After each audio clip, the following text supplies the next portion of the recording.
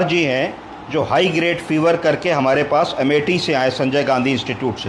Doctor साहब क्या complaints थी इनकी ऑन एडमिशन? ऑन एडमिशन इनकी कंप्लेंट्स थी कि इनको फीवर आ रहा था 10-11 दिन से। हाँ। डिफ़िकल्टी थी चलने में, वॉकिंग में 3-4 दिन से। हाँ। स्पीच जो है स्लरी थी। हाँ। 2 दिन से नोजिया था। हाँ। वर्टिगो था। हाँ। वॉमिटिंग के एपिसोड्स थे, 7-8 एपिसोड्स पर डे हो रहे थे। हाँ। अनेबल टू वॉक थे। हाँ। गेट इंस्टेबिलिटी थी। बॉडी एक था। 2-3 दिन से लॉस ऑफ एपेटाइट था, कॉन्स्टिपेशन था। तो इतनी सारी चीज़ें एक 22 साल के व्यक्ति में क्यों होंगी? तो दिमाग में एक डाउट आता है कि बुखार आया और हफ्ते भर में एक यंग लड़का जो चल फिर रहा था, अपनी एक्टिविटीज़ खुद कर रहा था, एकदम से डाउन हो गया, है ना? तो बेटे सुरेश, ज़रा सा ताली बजा के दिखाओ 10 बार, हाथ ऊपर करके, दोनों हाथ चलाओ। हाँ, 1 2 3 4 5 6, ध्यान से 7, दोनों हाथ ऊपर करके 8 9 10।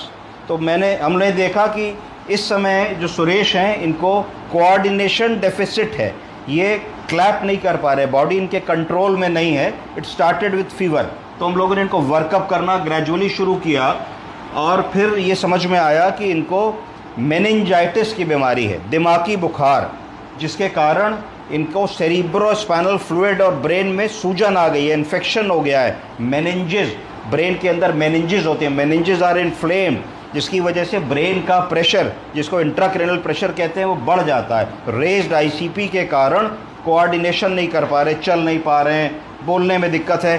कैसे हो बेटे? ठीक है सर। नाम बताओ। सुरेश कुमार। कहाँ रहते हो? अमेठी।